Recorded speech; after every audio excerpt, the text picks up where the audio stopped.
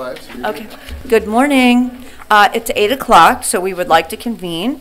We'll call the meeting to order, and the first thing we would like to do is have our Pledge of Allegiance. Would you please stand? I pledge allegiance to the flag of the United States of America and to the republic for which it stands, one nation, under God, indivisible, with liberty and justice for all. Roll call, please. Lorraine Benefield. Here. Neil Brennan. Here. Ken Jones. Here. Elaine Clyde. Here. April McLaughlin. Here. Phyllis Peters. Here. Edith Ramlow. She hasn't arrived, but she said she was coming. Shavonna Reed, she's excused. And Carol Spreen, she's excused. Thank you. Quorum. We do have a quorum. Thank you. Reading of the minutes and approval. Did everyone read the minutes from the last one? Yes? Yes. Any additions, typos, deletions? Okay, somebody want a motion? Motion to approve. Second. Thank you. Now we have our open to the public session, and we have Dr. Bruce Brin here today, and I think he wants to make a comment. Thank you. You're welcome. You probably haven't got very many of these comments before the board, but I come here to apologize. In a commissioners meeting, we had all got the information regarding the board and the LGBTQ business that was going on, and it was all quite heated. And in the heated conversation that I had not planned, I said to the board, to you folks, that you are un-American and you are not Americans, and I greatly apologize for that. And I hope that you accept that. And the biggest apology is that when I said that, I limited your freedom of speech, and I really did not mean to do that. I am presently the chairman of the Republican Liberty Caucus in our county, and the three things that we stand for are individual rights, limited government, and free markets. And in that, we're quite proud. The information, and I will leave this with Eric, that we received regarding the call to action demand change on Library Advisory Board was written by John Labriola. John is somewhat of an investigative reporter, and he really digs into stuff quite heavily. I had received it, and then over a period of another week received more, and then received more, and then a lot of phone calls. And he has about a 600-700 people mailing list, email list. So this went out to a lot of folks. And of course, the majority of us and most of the leaders, we showed up at the commissioners meeting to voice our opinions. And he also sent, I'm going to give you exactly what I had received. And on here are the notes how to get here and what time it is. So that has nothing to do with it. But he also sent a biography of board members, of April, of Carol, Neil, Shavonna, and Edith. And it happened that I sat right next to Edith at the meeting. My wife and I did. And she says, "I'm not a part of that." No, I didn't say that. And she was kind of growling under her breath a little bit. So I got to talk to her, and we immediately came together on our beliefs and so forth. And then I come to find out that a lot of you are Trumpers. Well, that didn't come in with what I had said about you. So I greatly apologize. But there are, and I would like to, normally when we have a disagreement or something about people, over the years I have learned, and this came from Indiana when we lived there, and I was president and chairman of everything, and I have been here too. 3 organizations president for a number of years, and then now chairman of the Liberty Caucus. Never make it personal. It's always about the issues. Talk about the issues, have a discussion, keep your voice down, get things done, and get things done in private if you can first. So, as I told Eric, if I personally, or anybody on the Liberty Caucus, or some of the Republican clubs in Citrus County, if I hear an uproar starting, I'm gonna tell them to get a hold of Eric immediately, and then down to you folks to find out really what's going on. So this kind of thing doesn't spread in the heat of the moment. So it's the heat, but we also have a biography of some of you, and it is quite disturbing.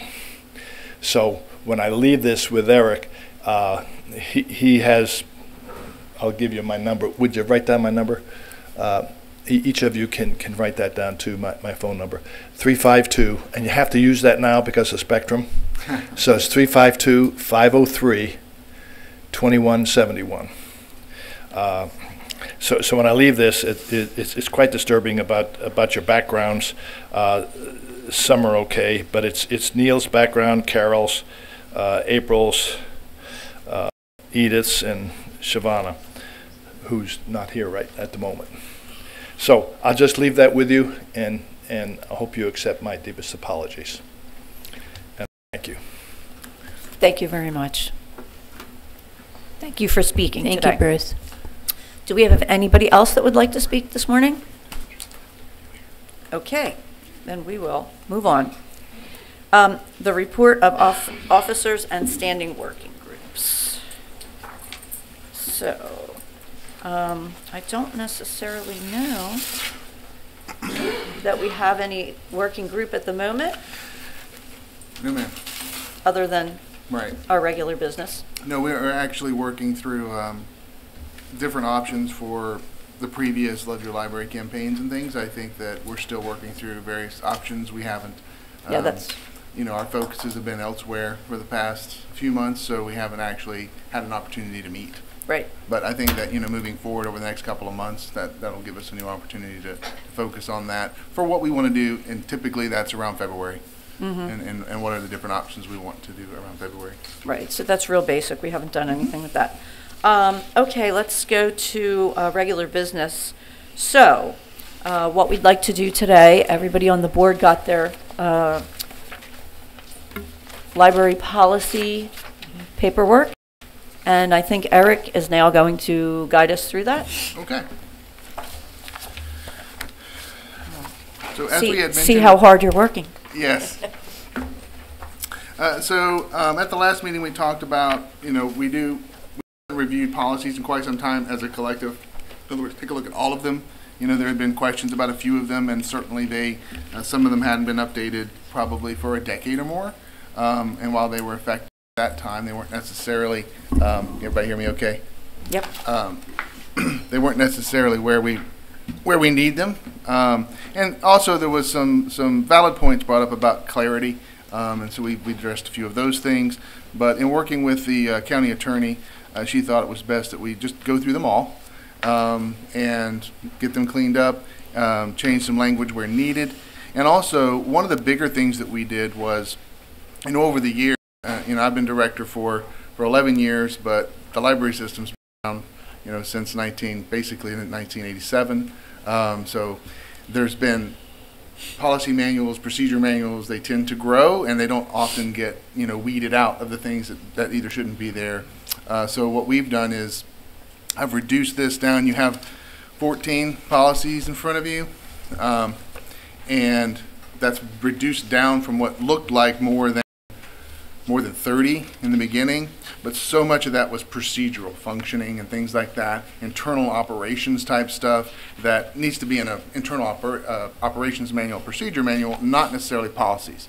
The intent of these policies is they're all the public-facing policies, and once they go through this process, once they get reviewed by your board, then they will go on the Board of County Commissioners agenda for the end of July.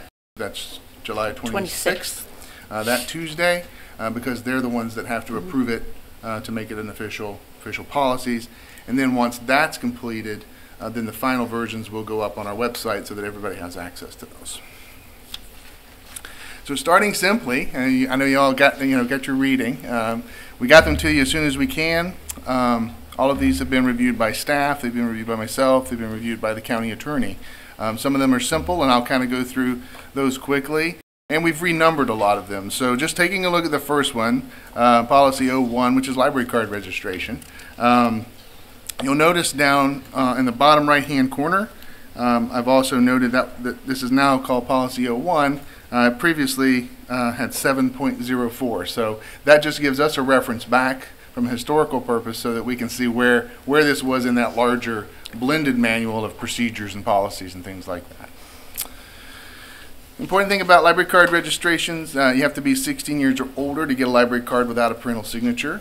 This states that. It also talks about reciprocal borrowing, and of course non-resident cards are always available for purchase. We don't put the actual fee in the policy on this one because that can change, but currently a non-resident card is $15 a year. And what we've done is that fee is comparable with an average home, what they would pay in property taxes for library services under the special district. So that's it's comparable. Any questions on Policy 01? I have a question. Yes. Could we put without a parent present, they can't get a card instead of signature because, what if they forge it? Well, that's something that would be dealt with the parent. I mean, that's not something we've ever done in those years, but I'll note that. Okay. Ask the attorney.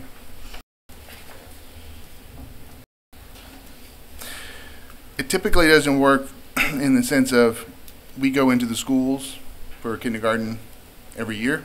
We work through the teachers. Every kindergarten kid gets a library card.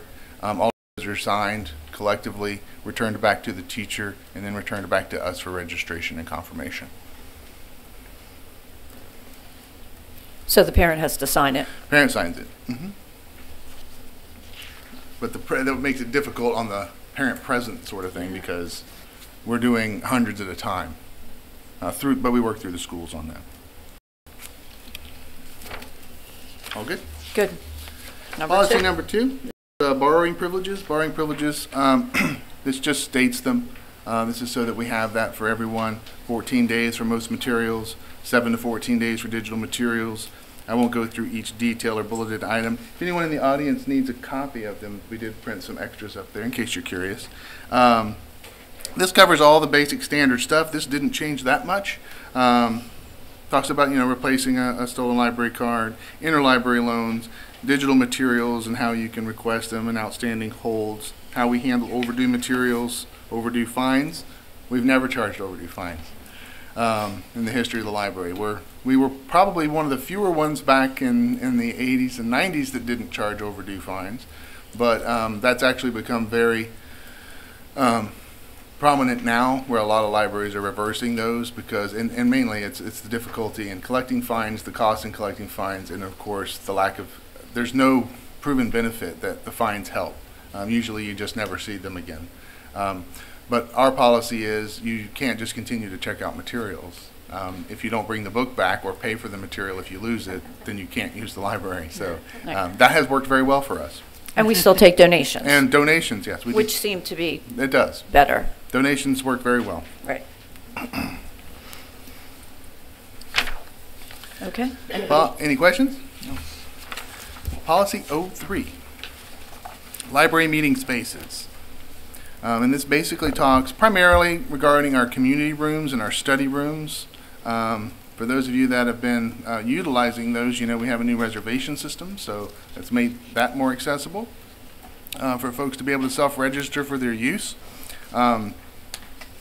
And this is about precedence and things. We're not in library use, and library use always takes precedence over other uses. We do have to state that. Rarely do we ever just say you can't have the room because we need it. We always work with patrons or with users, but it just gives us that ability in case we do need it for programming.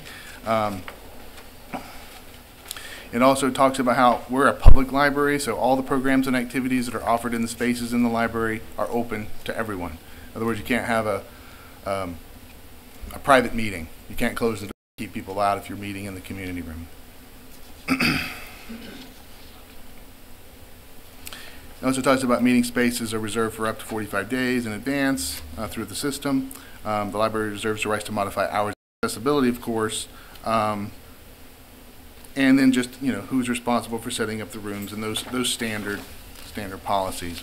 I will draw your attention to number 11 in Policy 03, which deals a lot, and we have this often.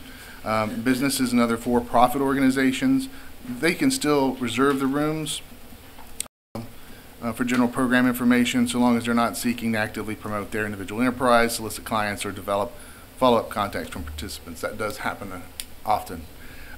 You wouldn't think, but occasionally we do get those that want to monopolize the room time, because if they're in a library, if they're not as scrupulous as some, in a library, they like to use the library like, oh, the library endorses this. We have to watch that all the time. A business could come in, be not so, we can't police every business that wants to utilize our community rooms, but they can't represent themselves as the library.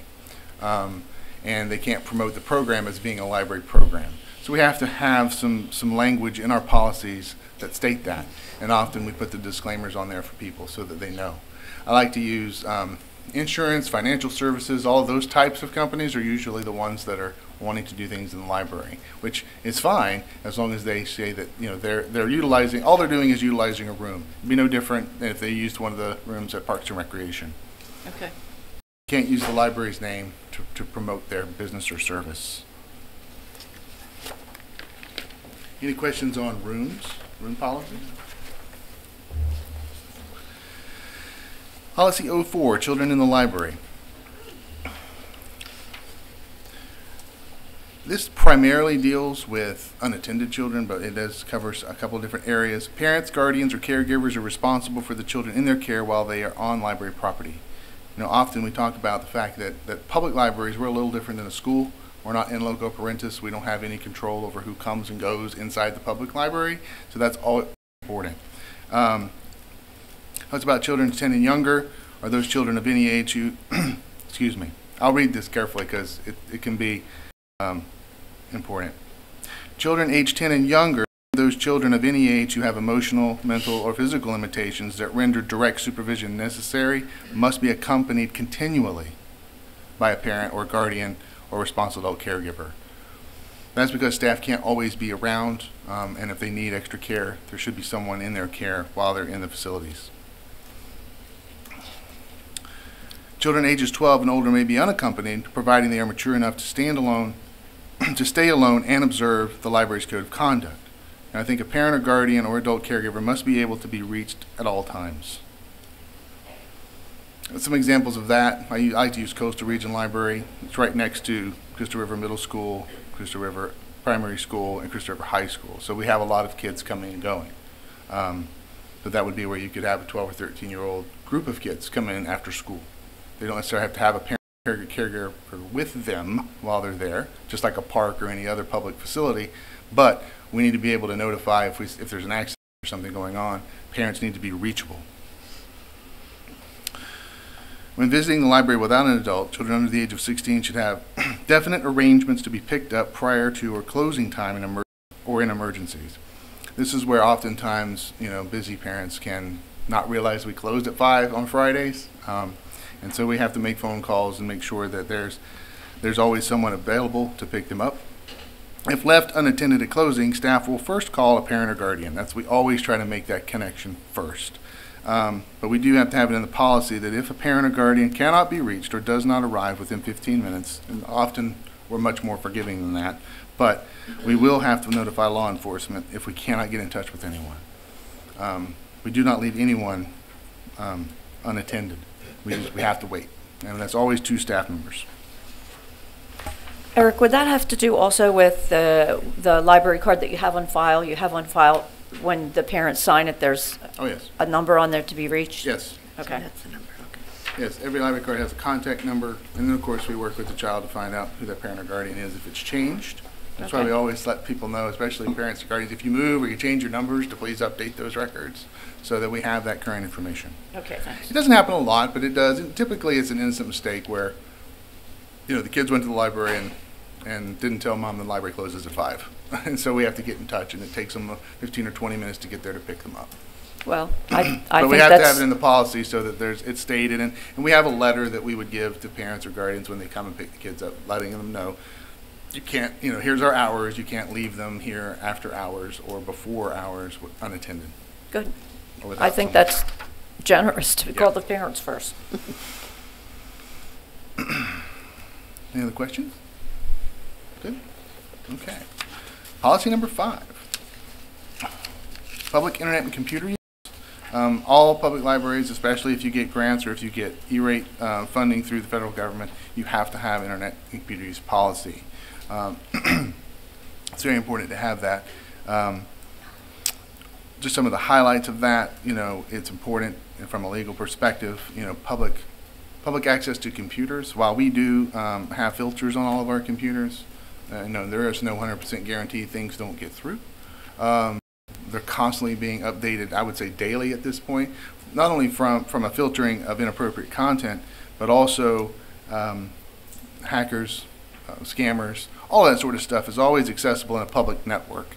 So we encourage people, and that's why we have the statement, the library assumes no responsibility for the use of the internet by children or young adults under the age of 18. It is the responsibility of the parents and legal guardians to determine what their children may read, use, or access on the internet. Because we have no control over that other than we do have, safety precautions and filters in place. There is no 100% guarantee. I also personally encourage people not to do their banking on a publicly accessible network, and that's not Good something that we advice. necessarily want to do. Users must have a library card in good standing to access computers and the internet. Some other things, especially with public networks, the library is not responsible for ensuring the privacy of information transferred over a public network. There's no way that you can control that. So we discourage the use of that for anything that contains personally identifiable information, PII it's sometimes called,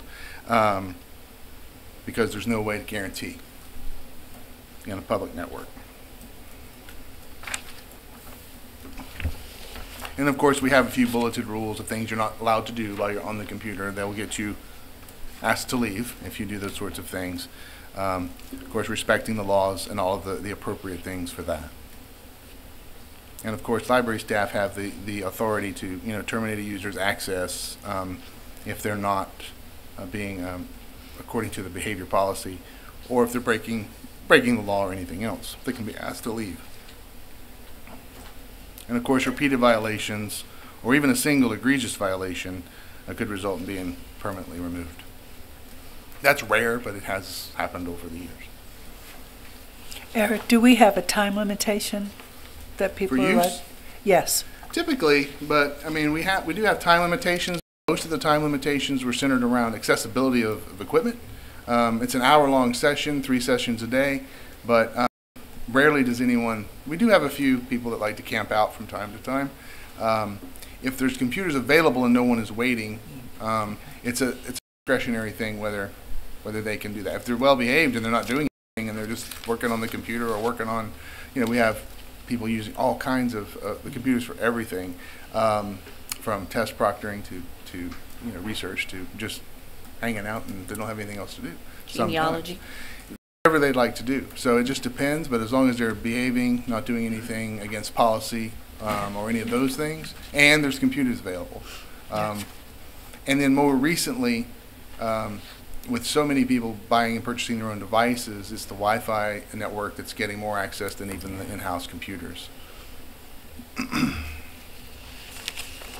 The Wi-Fi networks are also running through the same filters and security that the public computers are. That's all one public network.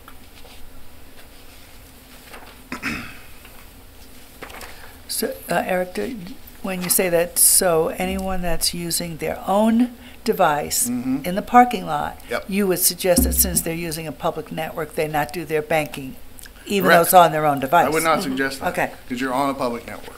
Unless, you know, for those computers that are savvy, I mean, you can get things, you can get security and load it on your own laptop or your own device, and that's recommended. And as long as you're doing that, you're typically in better shape. There's nothing 100% when it comes to a network, but there are things that you can buy for personal security on your own device, especially laptops and things like that. We would encourage. It's because some people don't have any other access than a public network, whether it be at a library, a school, although the school networks wouldn't consider them public networks, but anything that accesses the internet can have, you know, is a public, basically a public network.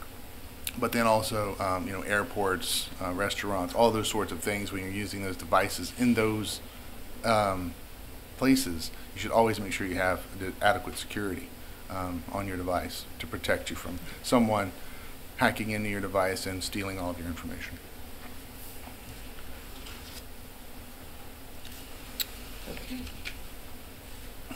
Policy 06 is reference service. This one's pretty basic. It's been around for a long time. I think you'll notice, I didn't note it earlier, but a lot of these original policies were issued in 1995, 1996. I think that was a major rewrite back then. That was a while ago. And of course, we always have the revision dates in the middle. You'll see the revision dates on these were mostly May 23rd and 24th. We were getting those done. I was working with the staff. And then before we sent them all over to county legal, and then they were revised and sent back to us. But reference service is just something that libraries have provided reference services from the beginning of time, it seems. So, you know, it's always our goal to make sure we're providing that quality reference service. But this basically just ensures that when we're providing service, you know, this also comes into privacy and confidentiality, which I'll talk about at the end. You know, we want to make sure that users of all ages and circumstances are treated with equal attention, that the library, you know, always strives to make sure that users receive accurate and unbiased answers in all of their questions, and that every request deserves a complete response.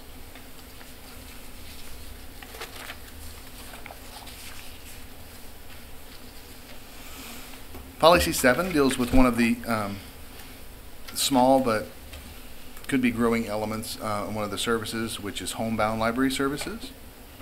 You know, it's a policy of the library to provide materials and programming free of charge to all residents, but for some residents it's very difficult to get to the library. I will point out that these particular programs now are volunteer driven. While we coordinate with them, we provide the materials, the space, and whatever it takes. These folks are these volunteers typically coordinate with us, gather materials, and deliver them to folks' homes that can't get to the library any other way. And so this deals with that. The residents who are unable to come to the library due to a permanent or temporary disability are eligible for homebound delivery services. And it's generally defined as being confined to your residence, either temporarily or illness or permanently due to age, disability, or other mobility problems. So, and it's, of course, right now it's limited by how many volunteers we have. And I think the most prominent one is the one at Central Ridge right now. But may I interject? I just want to say that's really a beautiful program. I really like that you do that for people. It is, for those, it's not a big program, but for those people that need it, it's a big deal. And we've even had a few, we had one lady during COVID, couldn't get in, and she was blind, but she couldn't do many things, but audiobooks meant everything to her. So making sure that we could get those audiobooks to her made a huge difference in her quality of life. And I have to give it to the volunteers. Even Yep. during COVID, they picked up, you know, they would leave the bag or whatever, the library would put it over here and they'd pick it up and they would drop it to the people at their door. And the volunteers really Yes. kept people going during that time. It was important. Yeah.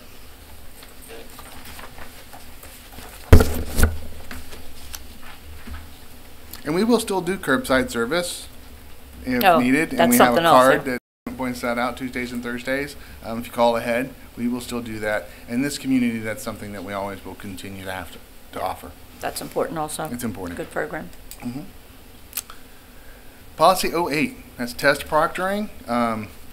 It always amazes me personally how many people I see coming in taking tests using our facilities, networks, access, all kinds of things for test but there are a lot of people that do a lot of educational programs online now, in all over the place. So I know that over the years I've seen our systems manager and other staff working to try to make things work for them, because it's not always easy depending on the network. But yeah, that's around a lot. But also test proctoring. Sometimes they need someone at the facility to be the proctor, so that it's official that they took the test and didn't do something they weren't supposed to. So that's why we have a policy for this particular element. Of course, the library, they promote and support users who are pursuing educational opportunities via test proctoring. And we don't charge for test proctoring. It's just something we offer. Often exams are administered by appointment, so we have to work with the patron to set up those sorts of times. And the library agrees to provide reasonable time, space for the test taker, and of course network access, but it is the test taker's ultimate responsibility to work with their examining institution, and we just point those out. That makes it clear what their responsibilities are and what our responsibilities are. And thank you for pointing out a typo earlier. I have that marked in red, and we will fix those typos before that goes to the board.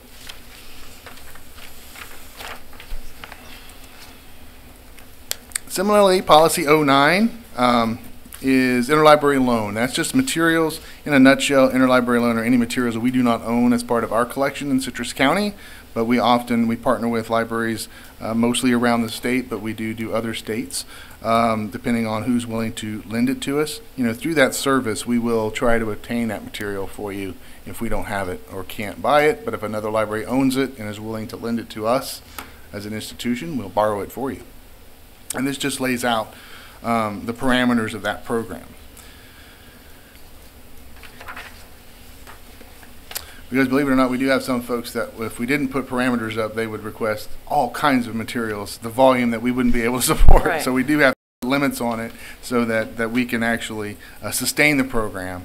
And that's why you see, the 3-week lending period, and patrons can request up to 5 items at any given time. True. It also puts a limit on it in case there's a cost factor. And by cost, I mean if someone could borrow 20 or 30 items and they borrow them and they never return, then we would be responsible for that to the other institution. Right. Even though, of course, we would bill them and do collection processes on trying to get that back. But we would rather make sure we're limiting the overall exposure to that by just limiting 5 items at any given time. Makes sense. How are you guys doing? Policy's fun, right? No, it's good. I like it. I will take a break for a second from the policy just to thank the staff that worked with me on this. And I know Debbie and Adam are here.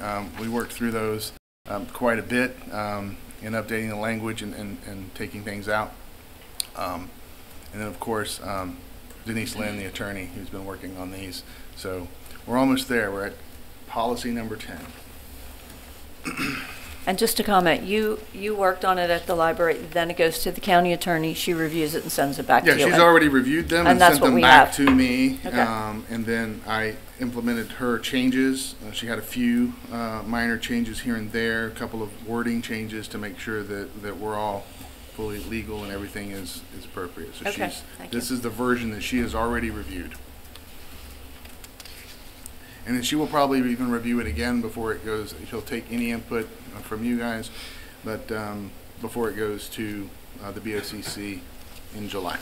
Okay, thank you. Policy 10, Library Code of Conduct. We would rather we didn't have to have one, but every place of public accessibility has to have a code of conduct. And this is basically your standard type of stuff. Basically, it states that you have to behave while you're in the facilities, and not adhering to these standards of acceptable library behavior could result in your removal from the building and/or restriction of library privileges. And typically, as a process, we try to be forgiving, and we usually kind of work on the 3 strikes. You're given that first warning and asked to stop. You're given that second warning where you're asked, to, and what I mean is you might be asked to leave for the day. If you do something, depending on the level of offense, And typically by the third time, if you're still having, a third day or a third different incident, it can escalate into what we very rarely want to do, if ever, but it has happened where we would have to trespass someone from the facilities. We do everything we can to keep from having to do that, but in some instances, it can happen. Eric, does this pertain to the library grounds as well, or is it just the library building? In the library grounds and the building. Okay. Typically, they apply to the building, but we have had instances where people would be in a parking lot, disrupting, being disruptive, so staff would have to address that in the surrounding areas. Same thing, you're on county property when you're as soon as you cross into the parking lot, you're on county You property. can't sleep in the parking lot. No. It says here you can't bring your bedroll. Right, exactly. Yes. I concur. Yes. Yes. And you think, and it is, we can't make light of it, it's true, but I have seen in other libraries in other cities where that's an issue. And we just can't have that because it exposes us to all kinds of sanitary issues. In Florida, in a hot environment, it's hard enough to keep the facilities bug-free and things like that. And if you were to allow that sort of thing, it's even worse. So, yeah. So I would just let you guys just kind of eyeball that a little bit. Obviously, behavior is pretty standard. But what it says is, these are examples of disruptive, unsafe, or threatening behavior. It includes, but is not limited to, because a lot of times this is a manager or supervisor's discretion. Because things can happen that aren't on the list. It's a pretty big list. I have a mosquito. Speaking of bugs, sorry about that.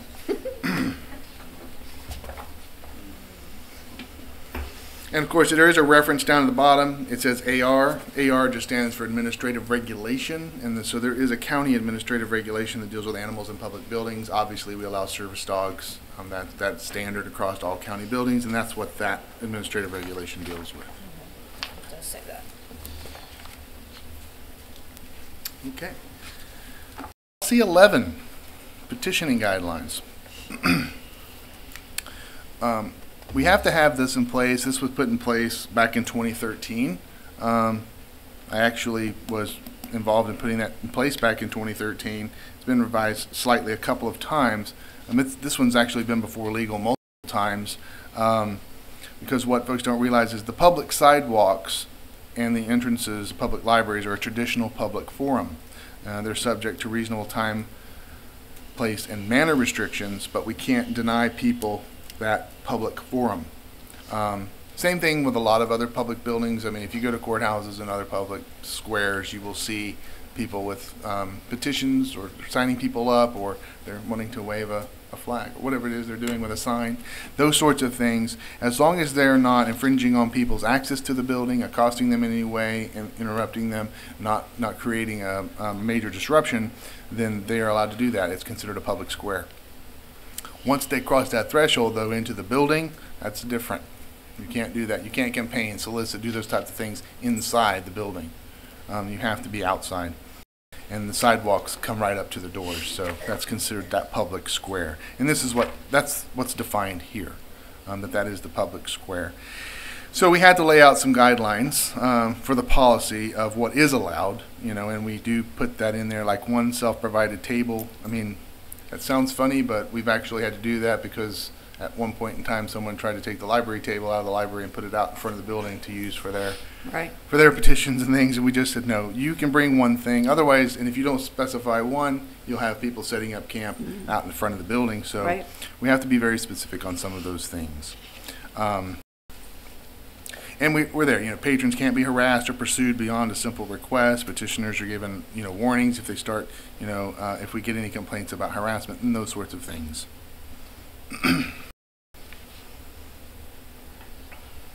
And also, you'll see the other bullet. Like I said, if petitioners cause a disturbance that interferes with library operations, patrons' access to the building, or creates a safety hazard, they'll be asked to leave.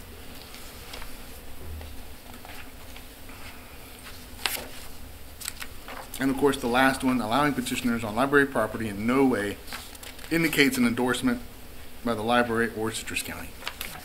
I know we get questions on that. We do.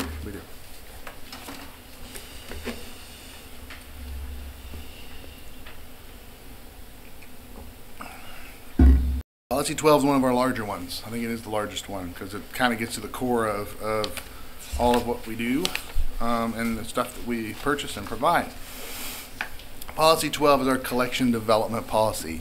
All libraries everywhere have a collection development policy, whether they're academic or public. We tend to look towards all other public libraries, both locally, I mean regionally within the state and nationwide, to look at whatever those best practices and standards are across all of it. You know, and the purpose of a collection development policy is to provide the information about the principles that direct the selection and management of all public library resources acquired and shared by libraries within our system. You know, the library makes available a broad and relevant collection of materials in a variety of formats, always for information, education, and recreation. So this basically covers all the materials that we buy, whether physical, digital, or otherwise.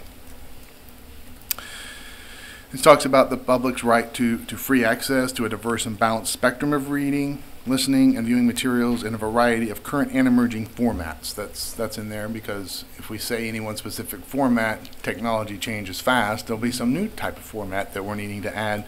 So we just talk about all current and emerging formats.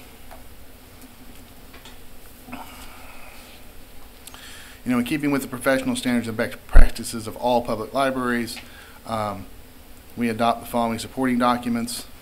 There are 5 supporting documents listed there. I didn't print copies of each one of those supporting documents for you, but those are linked. And those documents come from the American Library Association's guidelines for public access to library resources. You have the Library's American Value, the Library Bill of Rights, Freedom to Read, Freedom to View, and Code of Ethics.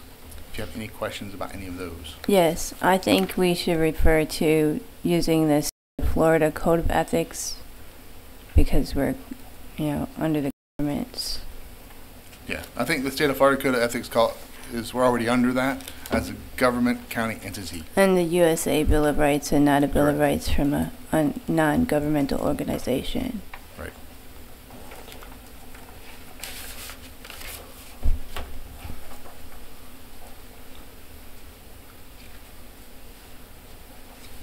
I think this covers it very well. Okay.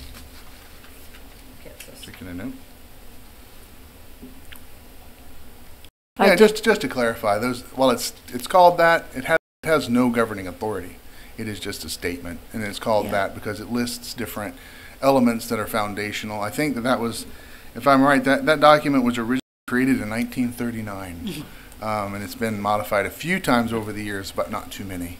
And I encourage everyone to read it because I think they'll see that it's really just about the provision of materials, repeats a lot of things, making sure that we're providing access to that variety of materials for everyone in the community.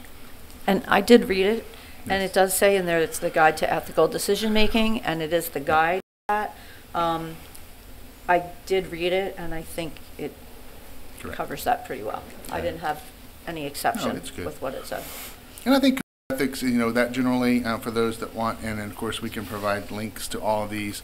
It's generally every professional institution or every professional profession or institution that has those types of things has a code of ethics for their particular work. So it gets specific, going beyond just your general codes of ethics. Like she had mentioned, the Florida, obviously that's important, and of course, anything at the national level is very important. This just gets real specific about libraries and public libraries in general. It does.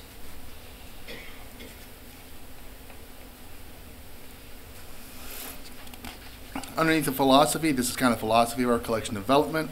The things that we take into play, collection taken as a whole, will be a diverse source of information representing as many viewpoints as possible.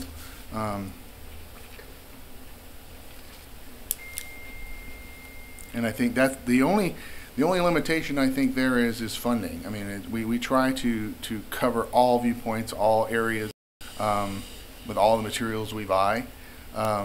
And you can't cover everything, so then it's a matter of balancing the funding on how much of each one and materials that we purchase. It also deals with controversial materials. It's impossible to have a public library without having materials that are controversial. Oh, yes. From all standpoints. I think that, in any given item could offend a patron. Selections are not made on the basis of any anticipated controversy, approval or disapproval. We make selections based solely on the merits of the work and trying to build that balanced collection and serving the interests and needs of all of the library patrons. And you keep track of trends, library Yes. card checkouts. You have a formula that you use when you're purchasing materials, correct? Correct.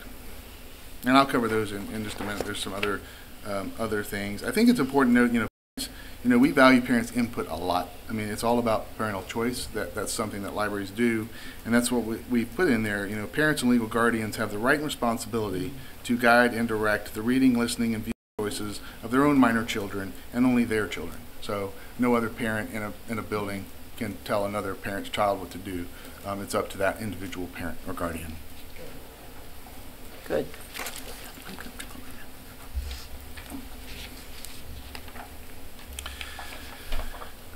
And of course, I talked a little bit about budget. The annual budget allocates resources. Underneath responsibility, you see that those are listed. But all budgets are finite, so we do the best we can to support the library's mission, strategic goals, and initiatives within that budget. That budget is approved as part of the Library Governing Board, which will also occur in the coming month of July. And of course, the ultimate responsibility for the collection falls with the library director. Some of the selection criteria that you mentioned, April, are listed under general selection criteria. And we do track a lot of that. Obviously, popular interest we are a popular reading library. We are not, so that we try to provide the broadest range of fiction and nonfiction that we can. But we're not a research institution. We're a popular reading library serving the general public. So we don't delve deep into very specific types of research, although we do try very hard to have a good degree of reference materials across multiple locations as we can. And then, of course, we supplement that with things I talked about before, digitally if we can, but also with that interlibrary loan service. So if we don't have materials that someone needs, we can try to reach out to other libraries to get those materials. I think it's important, the other general selection criteria, there are a bunch of them there. I won't read them all. I would encourage everyone to read them. Currency of information, accuracy of information, readability, sustainability, creative, literary, or technical quality, all of those sorts of things, cost and availability, in relation to existing materials in the collection. We do have some collections that, take a little emphasis, like we like local information and materials about Florida, for instance. Our Florida collections are important. People that move here, they like to read a lot about Florida when they come here, so we put an extra emphasis on those types of areas. And we talk about patron recommendations. We do like to do as many of those as possible, and a lot of times the only limitation on that is availability or where it's from.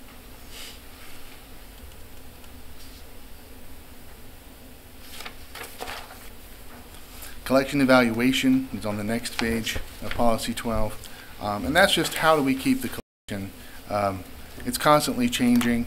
We do have to have practices that we use for what we would call weeding of materials where necessary, and we just lay out some of those things that we use for making sure that we're weeding the collection effectively and with best practices in mind. And yes, we do use statistical reports. We know when things are popular or not popular. There are a couple of different methods there for evaluating the materials themselves. You can see there, Crew method, Musty method. Shelf space is always a concern.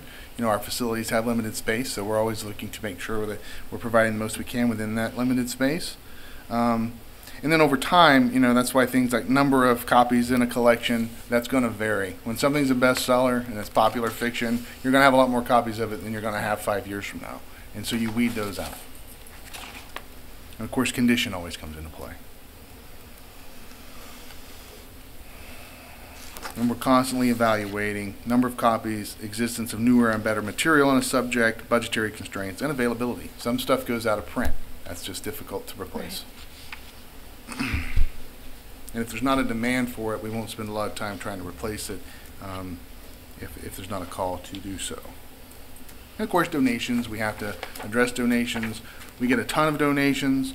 We use what we can where we can, and the bulk of those donations go to the Friends of the Library, who then also sort through and select the best of those, where Friends of the Library often resell those materials. That's what they do, and then that money comes back into the library as from the donations from the Friends, which we use to buy new materials. So I would say on any given year, the amount of collections and donations can range between 20 to 30% of our overall books and materials budget is provided through those recycled materials to the Friends. So they have a significant impact on the number of materials we can buy in any given year. May I make a note on the on the Musty program? Yes. It says misleading and or factually inaccurate. Mm-hmm. Wouldn't that include like all fictional books? I'm just Yeah, it could. Sure. Well, it's a standard. I mean, I think you'll find the Musty method is used by libraries all around. And I think what they're referring to there, misleading, factually inaccurate. And I like to use business materials as my best example for that, because you definitely have to go to nonfiction for that. Business materials and let's just say investing materials, they get outdated quick. So they become factually inaccurate in a number of even a year or two. Same way with technical manuals. I think I saw some books that were weeded recently that was Microsoft. It wasn't XP, it was a different version. But then like Word 2000, yeah, we don't need a Word 2000 book anymore. No one's going to be using that. So in fact, that stuff changes fast. So it becomes, I like to use the those types of things when we're talking factually inaccurate because it's actually there. It's outdated and no longer correct. Okay. Anything else on 12? Nope.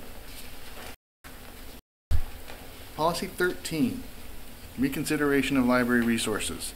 This was one that had to be reworked quite a bit because it was not real clear before. It was only about 2 or 3 sentences on the process. So we know we had some challenges that we went through a process, but folks were confused by it. We've worked hard to make this much clearer, much more specific, so that if someone wants to challenge a material or resource within the library, they know the path, and it's very specific. So I'll just go through this one a little bit more so that everyone's clear on that. So reconsideration library resources. All libraries, particularly public libraries, have a process very similar to this. It would depend on their governmental structure, things like that, but you'll find that most public libraries, if you go there, will have a very similar process in place. So basically, this is where we will reconsider any material or resource upon a written request. We have the receipt of the request. Any patron requesting such an action, which they want something to be reconsidered, will be given a request for reconsideration of library resources form to complete. You all have a copy of that form that I supplied as well. Yeah. The form hasn't changed all that much, but the policy is much more robust now. This form must be completed and submitted to library staff by the patron before any actions can be taken.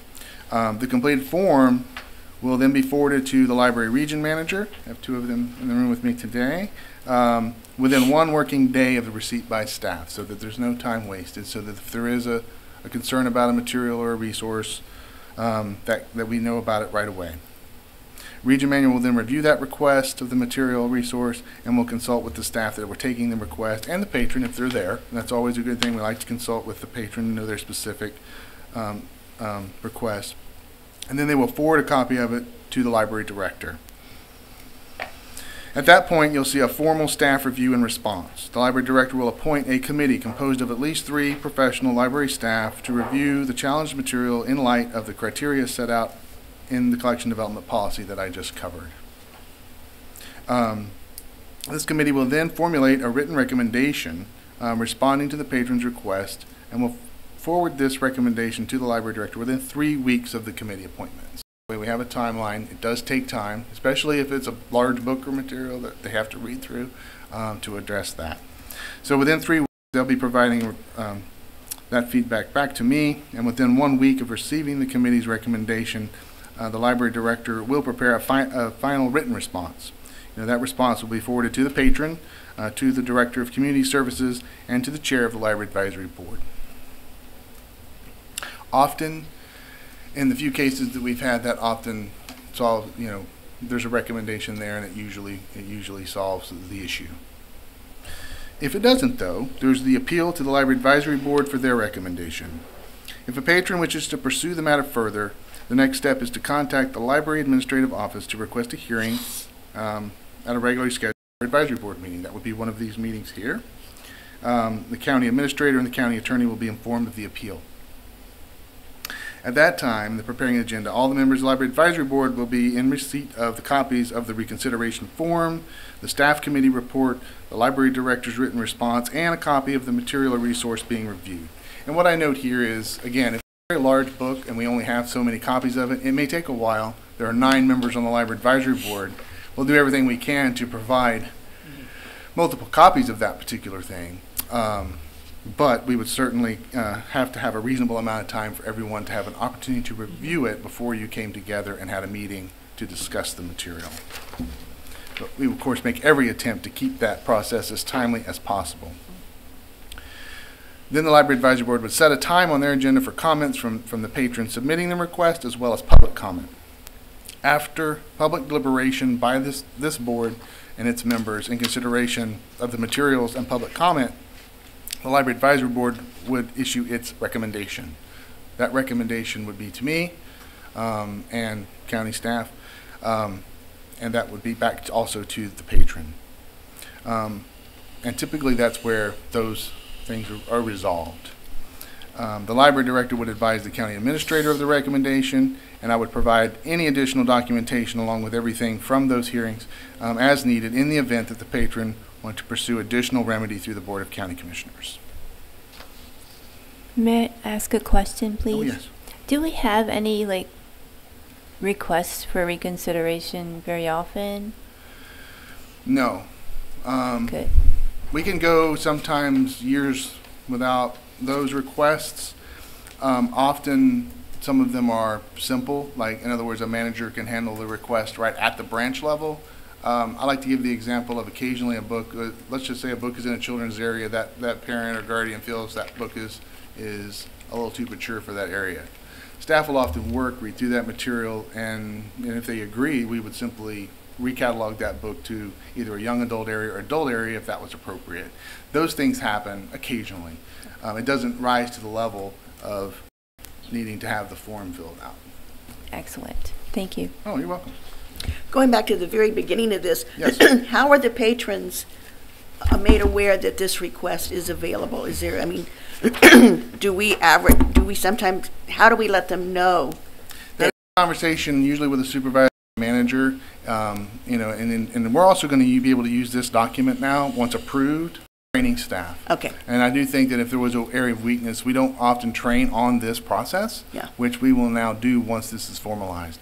And I think typically what happens is, what should happen is that conversation I was just talking about, and if that patron said, well, that's not going to satisfy what I want, that's when staff go and get the form and say, well, you can fill out this form and then integrate. So this is going to help us with training as well as make it clearer for patrons as well. And the form is on the back of your packet that you have. Yeah, the form was an addition. It was a supporting document, and you do have a copy of the form. Form hasn't changed much. It's changed over the years, but didn't change much for this process.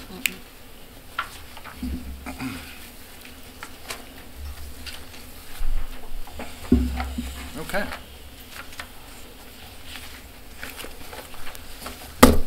Policy 14, displays, exhibits, and bulletin boards. So obviously the county libraries, all of our buildings provide displays, exhibits, and bulletin boards at all branch locations. And again, in correlation with the collection development policy and the acquisitions of resources, the library looks to, include a wide spectrum of opinions and viewpoints in library-initiated displays and exhibits, as well as offering displays and exhibits that appeal to a wide range of ages, interests, and information needs. Library-initiated displays and exhibits can include books, media, other resources to create points of interest on a variety of topics. Library staff will be mindful of age-appropriate locations in the library and mindful that the manner in which displays and exhibits are presented is in keeping with the standards and best practices of public libraries nationally, statewide, and regionally. Staff will make every effort to ensure that displays cover a diverse range of topics and are inclusive of the whole community. The content of displays, exhibits, and bulletin boards does not indicate library endorsement of the ideas, issues, or events promoted. And this is actually pulled from the standards of many libraries' policies. We've gone out and searched and dug and looked at those, and that's pretty much a standard statement. Selections of displays. Library displays are planned, organized, and implemented by library staff. They're vetted through quarterly planning meetings with supervisors and managers and approved by the library director. The library uses the following criteria in making decisions about display topics, materials, and accompanying resources. Community needs and interests, historical or educational significance, connection to other community, state, or national programs, exhibitions, or events, in relation to library collections, resources, exhibits, programs, and events. In addition, the library calls upon other community resources in developing displays and may partner with other governmental entities, community agencies, and educational institutions to develop and present materials and book displays. Regarding exhibits are often spaces beyond that of books. We often have, collections and things like that come in. I like to point out most of it is artists, special collections, item of general interest to the public. Library staff members coordinate all the exhibits and may draw upon a variety of resources, including but not limited to the governmental entities, community agencies, and educational institutions. There's an application for that where the exhibits of private collections, individual artworks and crafts, and other types of materials are approved or denied at the library's discretion by considering all of the criteria listed above and for, displays as timeliness, space availability, relevance, and quality. Bulletin boards are available for posting and notices. We do have to have some policies around bulletin boards. Often we have to police the boards. Quite often people come in and like to put up things, so we're always looking for keeping those current. But library bulletin boards are not intended as a forum for the expression of views or opinions of individuals or groups. And there are a couple of more bullet points that lay out some of the frequency, space limitations, and all those sorts of things there. And some of our, we have a community bulletin board you'll see in most of our places that try to help the community with anything that's going on. A lot of that is our partner agencies like Parks and Recreation, Transit, other types of governmental services or nonprofits that have events going on in the community. But down at the bottom, we also want to make note, like I was talking about the petitioning policy earlier, there cannot, on any library bulletin board or anywhere in the library for that matter, there can be no materials endorsing or opposing the election of any candidate for public office. There can be no materials endorsing or opposing the adoption of a federal, state, or local legislation, and there can be no materials promoting commercial products, services, or events. So the Friends of the Library could use the bulletin board or the book sale. Correct. It would be That's relevant. relevant, correct? Yeah, because in all of the bylaws from the individual Friends of the Library groups, they're a sole supporting agent. Their whole purpose and mission is to support the mission of the library. Right. So that would be. that fits. And then, of course, I did have a copy. Did you guys have any questions on the form itself? We didn't get a chance to review the request for reconsideration form. That's a pretty standard form. Let me know. The form itself is not a policy. The form is a procedural element, so we can make changes to that much easier than a policy. One of the things about policy is once these get adopted by the Board of County Commissioners in July, to change any of that, we have to take those modifications back to the board. And there will be over time, but not as often as the changes that occur in procedural type of documents, which we control. I think this form is pretty straightforward and easy to understand, and And of course, we always encourage people, if they have more they want to say, they can always attach a document to it. I like that you asked for the recommendation. I think this is pretty thorough. There was one other policy that we used to have that the attorney deleted because it's basically it's a statute. So if it's a statute, it's state law. So having a policy that restates the state law is redundant. It's not needed. But we do refer to it a lot. It's the Florida statute on confidentiality in public libraries. And that is statute number 257.261, library registration and circulation records. In a nutshell, basically, this is why in Florida, not all states have this, but Florida does. There is an exemption to the Sunshine Law specifically because we are a public entity, but your registration of your library card and your circulation, what you check out and what you use in the library, is confidential. It can't be shared with any entity. Now, we do have instances where there's like law enforcement will have an investigation going on. I often coordinate with them directly because depending upon the magnitude and level of what they're doing, they often don't know this exists. So I have to let them know because I wouldn't want them to compromise the integrity of their investigation by not following this law, especially if it's something more serious. We've had instances a lot where, all of computer use, things like that, where they're using their library card to log into the computer. So that counts as a library, it's a registration record associated and protected under this. So we have to make sure that if they need those logs, they're doing the appropriate request and getting a subpoena for those records. So we work on those. But mainly it's about the confidentiality of reading and things like that. It's no one's business what you read. People read different things for lots of different reasons. They may be doing research, they may be doing other things. So that's why confidentiality law exists. But we also, in public libraries, and especially here, we like to put an emphasis on privacy as well. I think that, I like to use medical as the example because there's other laws that protect medical information. You never know why a person is researching a particular medical condition. It's not our business. It's not anyone else's business that walks through the door. It's that person's business. So we work, and they often have to share information so that we can find materials and get that stuff for them, unbiasedly. It's not up to us to make a judgment. We don't judge. You just need those materials. So we work with individual patrons to get on that, and it has to stay confidential, and it should stay private. I like to talk with staff. We were just having a workshop. Confidentiality is the law. Privacy is our service expectation. We want to make sure we're doing everything we can to ensure your privacy while you use the library. Thank you. Okay. I'd like to ask if anybody has any additions or comments about this. Phyllis? Only that I think it's very well done and a lot of work went into it. And it looks really good. Thanks. Neil? No, it looks great. Thank you. I know a lot of work, so we really appreciate it, Eric. Well done. Well, not just me. It takes a team to get it done. So. Flurry? No, it looks very thorough to me. Good. Ken? No, I think it's way it should be, and I'm glad to see that everything has been updated, and now we can go forward and not have to do it for another 5 years. Yeah, or at least not all of them at once. That would be the best way. Elaine? If you could just put through my recommendations from earlier. Otherwise, well done. Yep. No problem. I made a note of what you were requesting, and I will make sure the attorney has those for her review before she sends them on to the BOCC. Okay? Well, thank you guys. I as well believe it was very well done, and I like the fact that we're up to date. It looks good for our library to be up to date and current, and I think it was a good review, and I think it's everything in here is sound reasoning.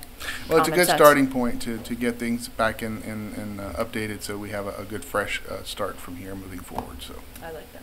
Again, it goes before the BOCC at their last meeting in July, and we'll go from there. And it'll probably be sometime within a week or two after that meeting. We'll have them on our website for everyone to see. And that's something that we hadn't done previously that we want to do. We see a lot of libraries around the state and country do that. They have all those policies up there for everyone, easily accessible. So, okay. and what to do if they have questions about those policies.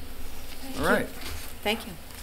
And I just want to add, that's why our people were in the best of the best. Eric and Adam and Amy were in the best of the best in the Chronicle this week, yesterday or the day before. Congratulations. Yes, they were. Yay for our library. Yeah. Thank you for everybody that worked on it. Okay, now we have Taylor. Nope. I No. still have an update. Oh, more Eric. Oh, we can't. That was okay, just more Eric. policies. That's why the remainder of my director's update is going to be very, very brief. Okay. Because Oh, you have policies more. to take Okay. it out of it. Take it away. That's good. I just wanted to give you a quick staff update. My colleague to my right, Ms. Leda Rivera, has taken another position within the county. She's moving over to sports services, and she will be, this is her last Library Advisory Board meeting, so I just wanted to thank her for being an exceptional I'm secretary. gonna miss you, Leda. Especially of this board. Thank you very much. Yes, thank you, Leda. Job well done. Congratulations on your new position. Awesome. Also, we've had just a couple of other staffing changes. We have, let's see, one of our staff is Taylor Frazier. She was promoted, but we have 3 other vacancies that we're going to need to fill. One of our library aides at Lakes, Ms. Christy McMichael, she'll be leaving at the end of July. So we basically have a couple of 24-hour library aides that are part-time positions that are coming available. And the last one is Nathan Walker. He's our library system support tech. That's a tough loss for us, but Nathan's moving on to the private sector. Well, actually, it's a nonprofit sector, but it's a national level job. So we're very happy for Nathan. Sad for us because Nathan had some good skills that will be hard to fill. But both latest position, a senior secretary, and the system support technician, Nathan's position, are posted right now. So if you know anybody that has those skill sets, please encourage them to apply. And just a few items I know that we talked about. Doing an orientation at your August meeting. I know that you've had some input on possibly wanting to change the date of the August meeting if we can. Did you want to discuss that briefly? Yeah, we won't probably be able to get a quorum on the August 30th date, so we've tried to see if we can make available August 16th as our meeting. Is that a Tuesday? Meeting. What's that? Is that a Tuesday? That is a Tuesday. What we can try to do, April, is I can work with you guys individually, since you can't work with each other individually, just to get the date, and then we can email out once we have enough and have a consensus on a date that's going to work for everyone. If you're all okay with Most people seem. What day is it? August 16th. No, I mean like a day of Tuesday. It's a Tuesday. Tuesday. Yeah, that's fine. Yeah, that would be, Okay, we'll work on August 16th then, thank you. Same day of the week, same time, same space. We'll Right. just see if Just we'll 2 weeks. try the August 16th first, if this room is available, and then we'll go from there. Thank you. Okay. And then we had talked about orientation, doing just an overall for the whole board, a new orientation. So if everyone can be here, that would be nice. And we'll fire up the screens and we'll do some overall orientation. So anyone that's a member of the public that wants to learn more about the Library Advisory Board, how it came to be, all of those wonderful, trivial information, all that kind of good stuff, some statistics. We'll have that at the August meeting. It's informative. Yep. I'll also cover some budgetary review items at the August meeting. The preliminary budget hearing is in July. I mentioned that earlier, and that's where the Library Governing Board will be looking at preliminary budget for the library for next year. And once they approve that preliminarily, I'll come back and give you guys a review of that. So we'll do maybe a quicker review of that, but I'll get you copies of it so that you can review that in case you have questions, that you can bring those questions with you. So you'll have a couple of weeks or more to get your thoughts together if you have any specific budgetary questions. Okay. And the third thing that we talked about, we would want to do this at a different meeting, but also bringing Johnny Cash from the U.S. Family Foundation in to talk about the Library Foundation Fund and how what that means to this board, and just do an overview of that for everyone. And we may do that at October meeting, maybe? Yeah, that would be good. Okay. That'd be great, thank you. Okay. Those were all the things that I had, so. Okay, now we have Taylor. Okay. Good morning, everyone. Morning. I left you all little goodie sheets there. So we have been diligently tracking our statistics for this summer so far.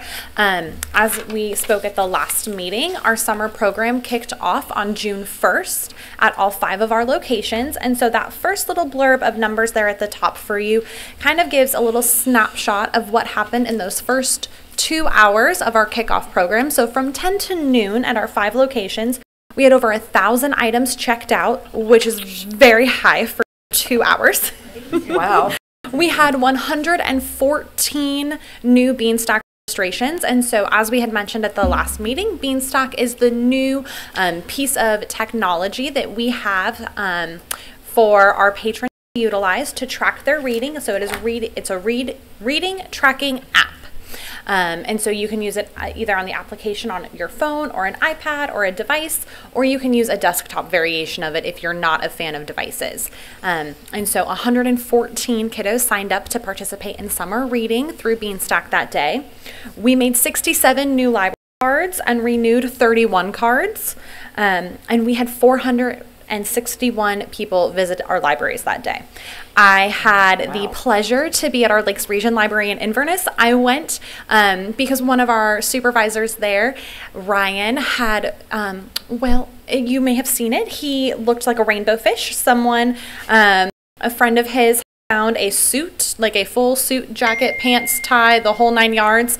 If you've seen the Rainbow Fish book cover, that is what he looked like. It was just a full fish scale suit. And so I had gone just to see him and to take pictures from that morning. They were a hair short-handed that day, and so I was running around making library cards. I put my circulation hat back on. But getting to see the excitement of all of the kiddos and the families that were coming in to sign up for summer reading was fantastic. And so that excitement has continued throughout the summer. And that next section you will see are just some updated numbers as of yesterday afternoon. I pulled the last of those numbers about 5 o'clock. So we currently have 326 children ages 5 through 17 who are registered through Beanstack and who are logging.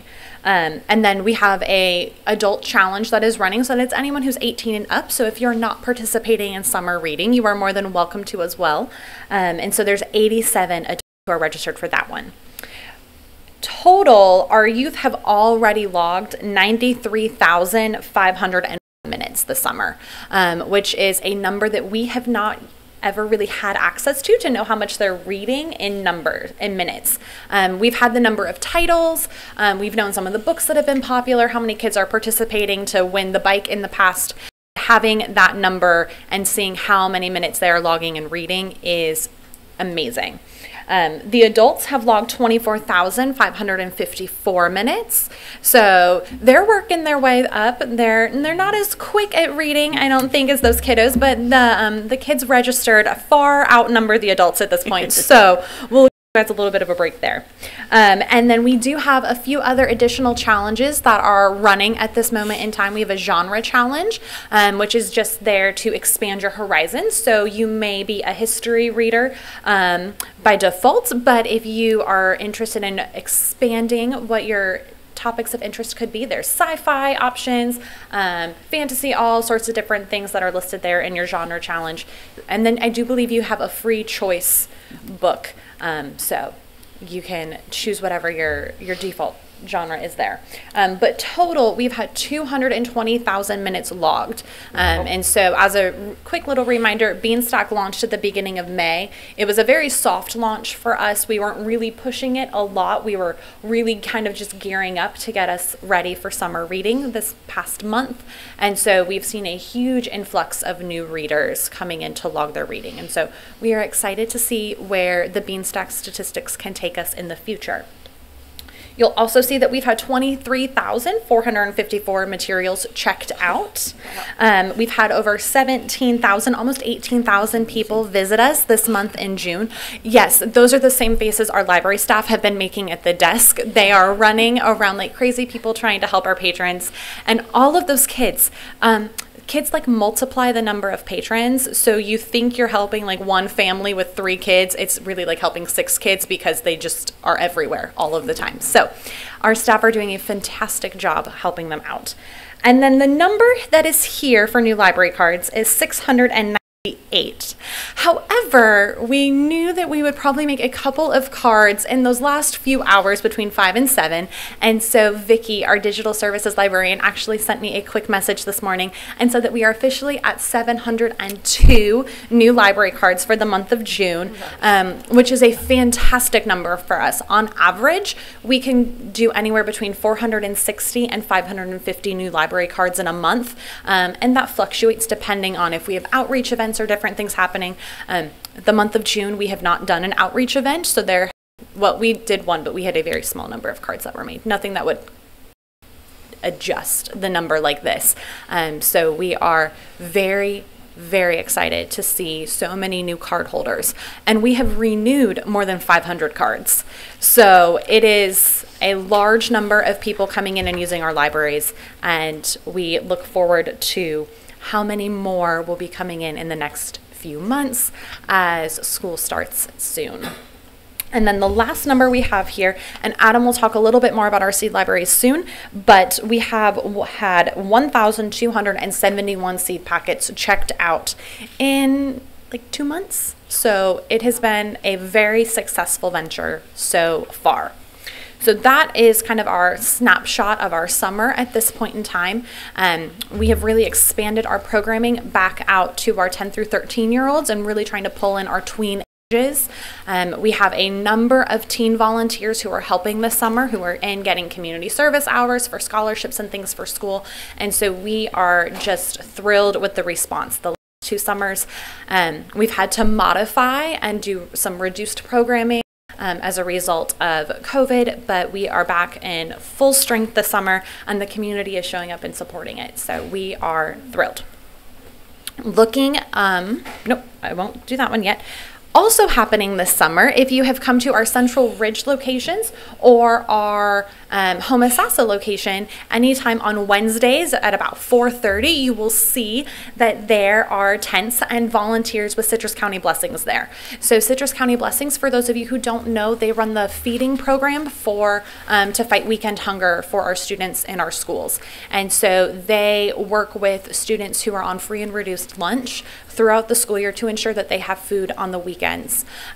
During the summer, that is a major concern for them as well. And so on Wednesdays, they have volunteers that set up and hand out boxes of fruits and vegetables, fresh fruits and veggies, to the families that sign up to participate in this program.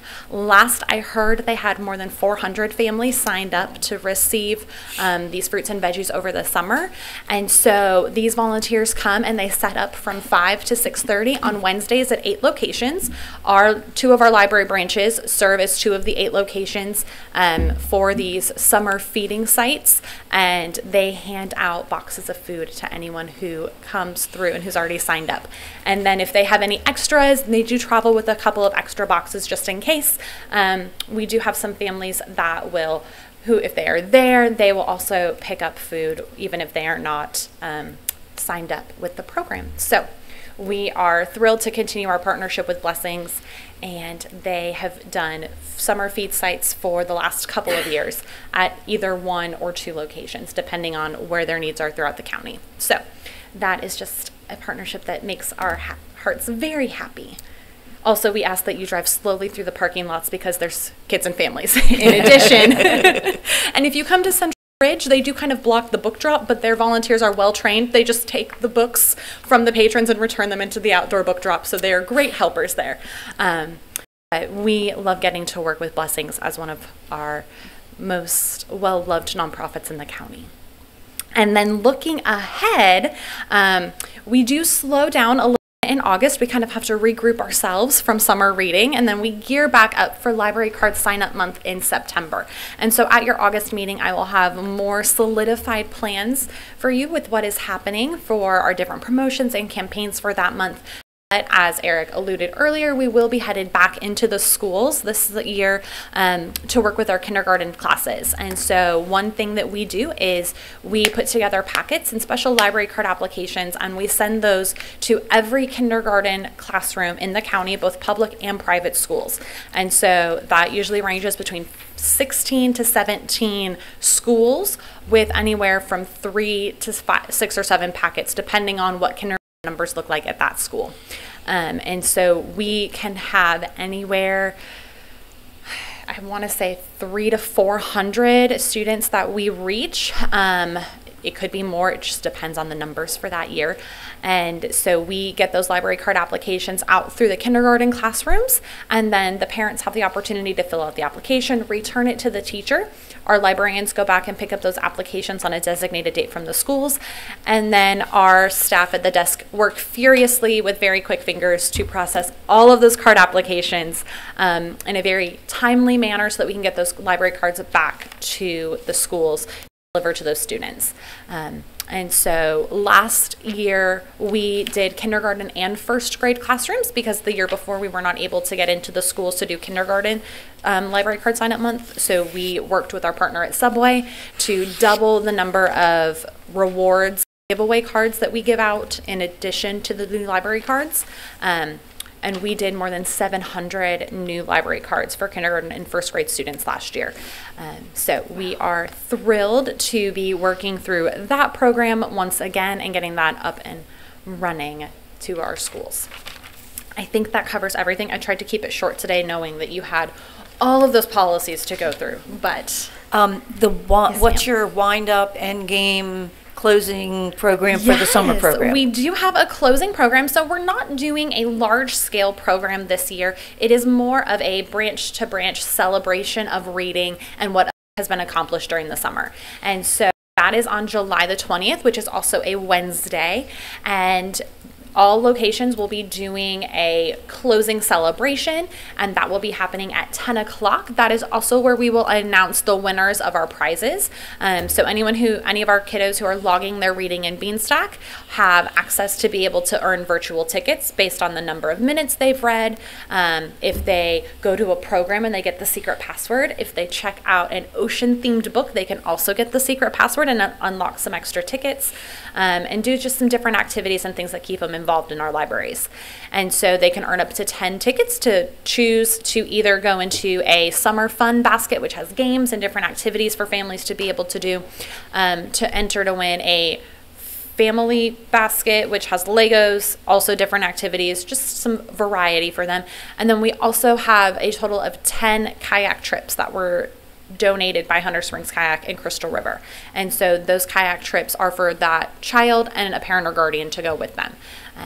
So they did 5 last year and they were a roaring success, and they offered us 5 more for this summer as well. It's for a total of 10. And then we have 2 grand prizes, which we have recently finalized our details on, and those are 2 local boat captains we are working with to do some boating and fishing and manatee tours. And so anyone who reads a certain number of minutes, I believe it's 300 minutes, is automatically entered once into that grand prize drawing. And so we'll have 2 grand prize winners as well. And those will all be announced on the 20th at the celebrations. So there will be activities and crafts, and anytime you come to the library, there's a craft and sometimes a snack. Thanks. Sounds really good. Any other questions? Anything? That's a really good motivation to read. It is. We try to motivate those kids to stay excited to read. There's a multitude of ways that we do that throughout the summer. Treasure boxes, the Reading with the Rays program, which is something we just help facilitate for the Rays football team. And so anything we can do to get the kids to want to read, we will pretty much do. So it looks like you've done it according to these fabulous numbers. Yes, something is going on at the library this summer. Something is working. We're loving it. So thank you. Publicity. Who knows what it is at this point, but we're doing something right. Yep, you are. Thank you. All right, thank you. Okay, and now we have the region manager, and I'm seeing Adam, so I'm thinking is he up next? Adam or Debbie, either one. Debbie, who's going? Yeah, sure. See Deb back there. All right. So just briefly, as Taylor mentioned, summer is going very well with our youth, especially with our youth. Another thing kind of overseeing is we're revamping a little bit of our adult literacy services. So we're starting to see kind of some growth in there. We've offered everyday English classes, and we're starting to roll out some different tutoring classes as well.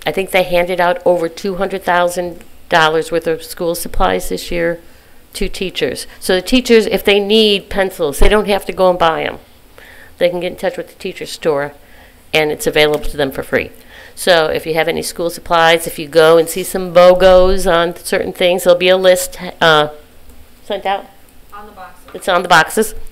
But it'll probably be posted on Facebook too, of the supplies they need. So. Sounds very worthwhile. Thank you. I was just going to comment about the reading program. If you haven't done it, you should. It's amazing. You get a lot out of it. The kids love it, but you get a lot out of it too. It's really an amazing program. Well worth it.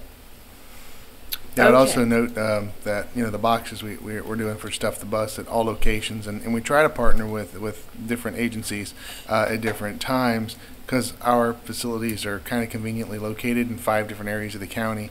And then we had the boxes, I think it was about 6 weeks or more previously, we had them out for animal services because they had such an influx of animals and needed blankets and sheets and those sorts of things. And that was a huge response, I think. We didn't count the number of sheets and boxes. We'd have to measure it by the ton probably. And dog treats and cat food Yeah, and all those sorts of things. So we do try to strategically partner with those that need it the most. And but we've been doing the Stuff the Bus partnership with them for several years now, so it's a good thing.